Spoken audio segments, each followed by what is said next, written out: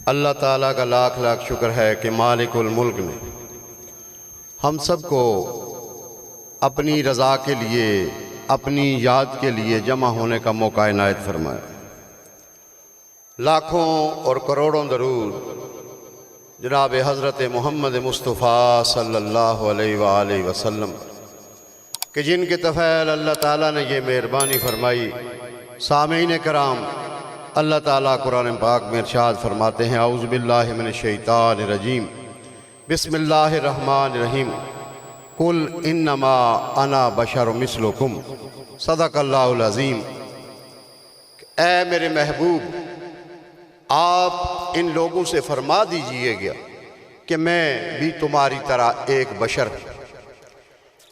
ये आयत मुबारका तौहीद को बचाने के लिए आई थी, लेकिन जिन लोगों के सीनों में निस्बत रसूली नहीं थी, उन्होंने इस आयत का सहारा लेकर रिसालत में गुस्ताखियां करना शुरू कर दी। तारीख़ अरब और तारीख़ इस्लाम गवाह है इस बात की कि जब रसूल पाक अलैहिस्सलातु वस्सलाम का ज़माना अक़दस शुरू हुआ, उससे कबल यहूद और नसारा और मुशरिकीन, ये तीन मज़ाहब थे। मजूसी, आतिश परस्त ये कम थे, लेकिन यहूदियों का गलबा था और इसी तरह ईसाइयों का, और फिर मुशरिकीन थे। असल में उनका अकीदा इतना कमज़ोर हो चुका था कि वो किसी भी गैर मामूली चीज़ को देखकर उसका बुत बना लेते थे। यहाँ तक तारीख़ में लिखा गया है कि वो हलवे का बुत बनाकर उसकी भी पूजा करते थे, लेकिन जब वो हलवा पेश करने वाला चला जाता तो उसको खा लेते थे। यानी अपनी दुनियावी ज़रूरियात के लिए उन्होंने लोगों को अहमक बना रखा था। अपनी ख्वाहिशात, अपनी दुनियावी माल जमा करने के लिए बुतों के नाम ले लेकर लोगों से माल बटोरते थे। जब नबी पाक अलैहिस्सलातु वस्सलाम आए तो फिर क्या ये बईद था, ये नहीं हो सकता था कि जो नबी उंगली के इशारे से चांद के दो टुकड़े कर दे, सूरज को वापस लौटा दे, क्या उस नबी का उन्होंने बुत नहीं बना लेना था? अल्लाह ने फरमाया, ए महबूब, आप ही इनसे कहें कि मैं तुम्हारी तरह बशर हूं, लेकिन इल्ला मन योहा इलैहा, मगर फ़र्क है एक कि तुम में और मुझ में ये फ़र्क है कि मुझ पर वही आती है, तुम पर वही नहीं आती। मुहक्किकीन ने कहा कि हुजूर ने ये तमसीलन समझाया, लेकिन कोई एक बशर नहीं, सारे मिल के भी रसूलुल्लाह सल्लल्लाहु अलैहि वसल्लम के नालैन मुबारक के बराबर नहीं हो सकते। क्योंकि रसूल पाक जब 1500 सहाबा की जमात के अंदर आप जलवा अफरोज थे, सैयदना हैदर करार आपके नालैन मुबारक को साफ़ कर रहे थे और उसमें कुछ टांके लगा रहे थे, तो किसी ने सवाल किया तो हुजूर ने फरमाया, वो जो ईमान की बात थी कि वो जो मेरे नालैन ठीक कर रहा है वो, यानी आपने क़यामत तक के लोगों को समझा दिया कि नालैन रसूल पाक के, उनको ठीक करे अली और उनको साफ करे अली, और कोई उम्मती किस तरह हुजूर के बराबर हो सकता है या किस तरह ये मिसालें देकर कर सकता। इसलिए अल्लाह ताला ने अपने महबूब को फरमाया कि आप इनसे कह दें कि मैं तो तुम्हारी तरह बशर हूँ, लेकिन मुझ पर वही आती है, वही वो कमाल है कि किसी को हासिल नहीं हो सकता। अंबिया और मुरसलीन के बाद हमारे आका मौला पर अल्लाह ताला ने वही को ख़त्म कर दिया, उसके बाद कोई वही नहीं। अलका एक सूरत होती है जो कल्ब की सफाई, जिस कल्ब में अल्लाह का नूर होता है, जिक्र से वो कल्ब पाक हो जाता है और मुस्तगरक होता है याद इलाही में, उस पर एक कैफियत होती है अलका, लेकिन वो वही का हिस्सा नहीं है। इंसान की 5 हिस्से बचाई जाती हैं, लेकिन 6 हैं। छठी हिस्स का ताल्लुक अलका से और वही से। अंबिया की वो हिस्स जो थी उस पर अल्लाह ताला अपना कलाम भेजता था। तो हमारे आका अलैहिस्सलातु वस्सलाम ने मखलूक खुदा की हिदायत के लिए अल्लाह से जो अहकामात नाज़िल होते थे वो अपनी मखलूक को सिखाते थे, यानी तवक्कल बिल्लाह करते थे कि आप सब अल्लाह का ईमान अल्लाह पर पुख्ता कर लें, इस बात को यकीन के साथ दिल में बिठा लें कि अल्लाह ताला वहदहू ला शरीक है। और आका अलैहिस्सलातु वस्सलाम ने नमाज पढ़ के उसके तरीके भी सिखाए, अमली तौर पर भी हमें सिखाया। और फिर आपके जानसार सहाबा ने अपने घर बार वतन छोड़ दिए। हज़रत बिलाल रज़ी अल्लाह ताला अन्हु अफ्रीका से आ गए हुजूर की खिदमत। हज़रत सुलेमान फारसी ईरान से होते हुए बिकते बिकाते, लंबी बात है, मैं मुख्तसरन नमाज का टाइम जा रहा है, कि आप हुजूर की बारगाह में पेश हुए। मोहब्बत जब इंतहा को पहुंची, उमर बिन अब्दुल वद के सामने जब उसने ललकारा तो हुजूर ने फरमाया कि सुलेमान मेरे अहले बैत में से है। सुलेमान ने अगर ये शान पाई तो हुजूर की गुलामी से पाई। और तारीख में जिन लोगों ने रसूलुल्लाह की गुलामी इख्तियार की, अल्लाह ताला ने उनको बका बिल्ला कर दिया। इसी सिलसिले की कड़ी जिन हस्तियों की याद में आज ये उर्स मुबारक मनाया जा रहा है, आप ये एक पैगाम मेरा लेकर जाएं, फिर इस पैगाम को अपने ज़मीर की अदालत में पेश करें, फिर उसमें ये परखें।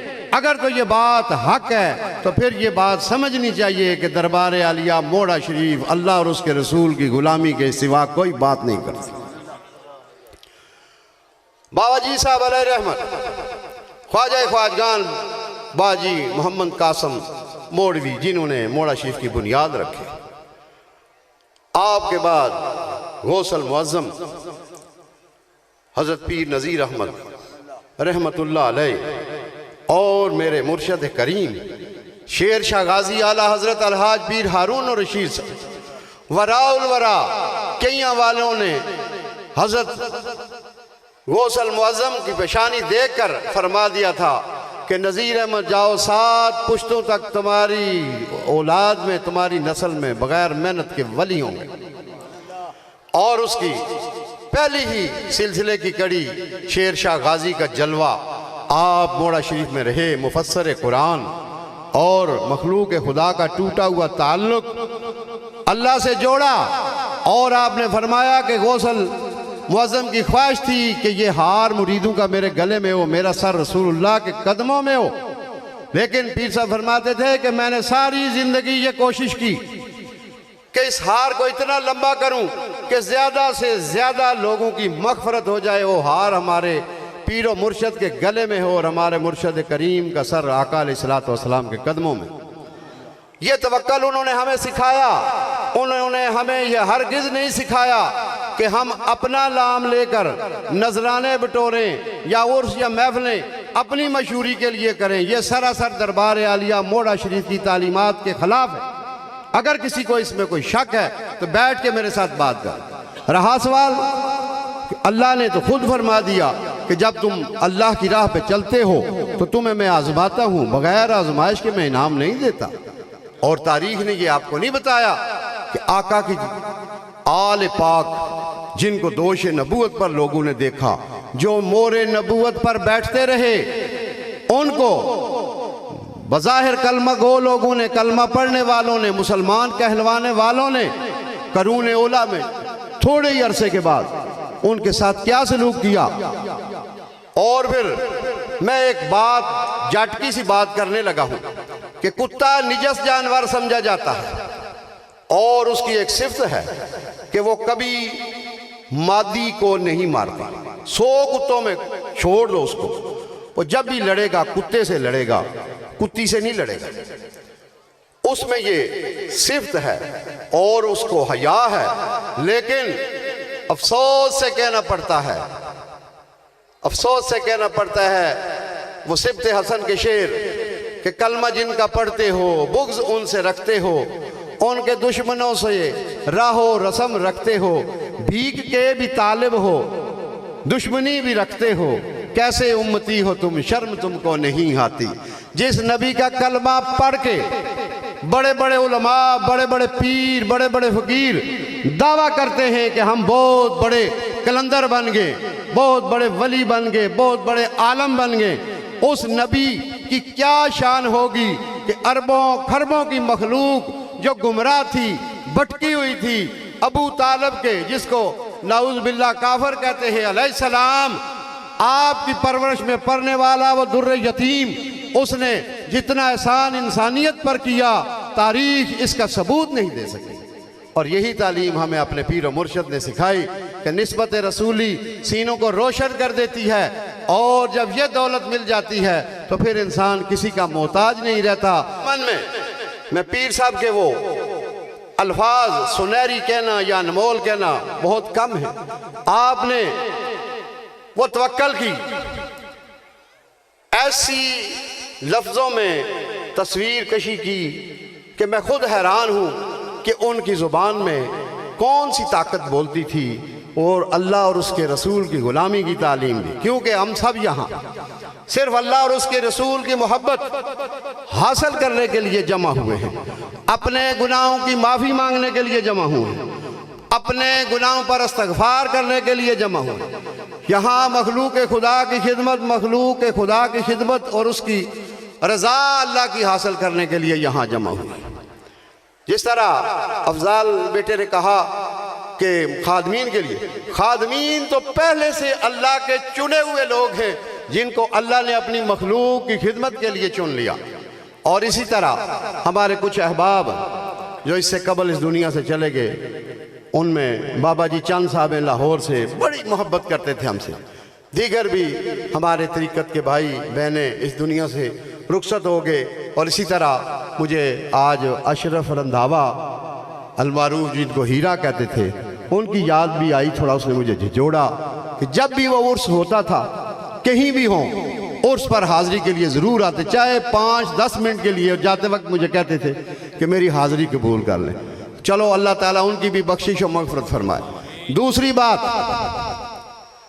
ये को जिक्र कलमा शरीफ का जिक्र जो है ये वैसे नहीं है, या हम यहाँ आपको जगाने के लिए नहीं करते हैं, ये हमारे मुर्शद करीम का हुक्म है। उन पहाड़ों को बाबा जी साहब ने कलमा पढ़ा दिया, उन पत्थरों को पढ़ा दिया, और हमें भी यही तालीम दी।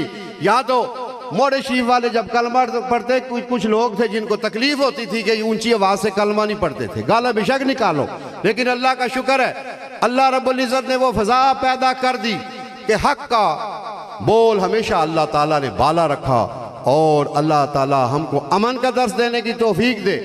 मुझे कोई जब दो मुसलमान मिल के बैठते हैं तो बहुत खुशी होती है, और आपने फरमाया कि जब दो मुसलमान नाराज़ हों उनमें सुलह कराना मकबूल उम्रे का सवाब है। ये कितनी बड़ी सआदत है जिसको हम भूल के तो बैठे हुए, लेकिन अल्हम्दुलिल्लाह हम यहाँ सिर्फ अल्लाह पर तवक्कल करके बैठे हैं।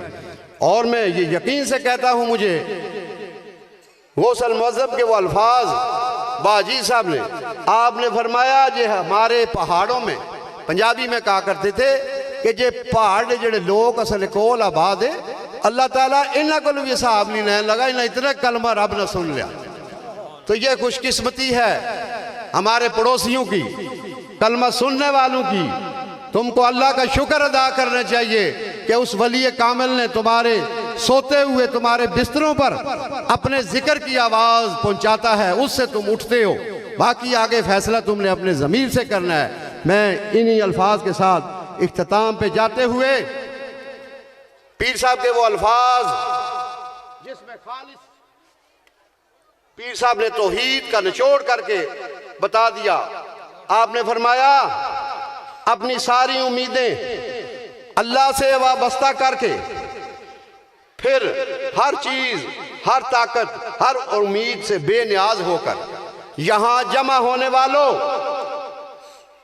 खुश नसीबों, तुम्हारे लिए खुशखबरी है कि अल्लाह फरमा रहा है कि मैं हर मुसीबत और तकलीफ से तुम्हें निकालूंगा और तुमको वहां से रिज्क दूंगा जहां से तुम सोच भी नहीं सकते, और हर लिहाज से तुम्हारी मदद के लिए मैं काफी हूं। जिसने मुझे पुकारा कुलू ला इलाहा इल्लल्लाह मुहम्मद रसूलुल्लाह व तुफलिहू, उसको दुनिया की और आखिरत की कामयाबी नसीब हुई। और पीर साहब फरमाते हैं कि हर लिहाज से अल्लाह फरमाता है कि मैं तुम्हारे लिए काफी हूं, लेकिन बेसब्रे ना हो जाना, वक्त का इंतज़ार करना। उस वक्त पर जब वो बात, वो चीज़ तुम्हारे लिए बेहतर होगी, मैं तुम्हें ज़रूर अता फरमाऊँगा। और असल बात जो है वो पीर साहब ने सिखाई तवक्कल की, कि जब अल्लाह पर तवक्कल करते हो फिर दाएं बाएं के ख्याल भी ना लाया करो। और जब इंसान अल्लाह का हो जाता है, अल्लाह उसका हो जाता है, क्योंकि अल्लाह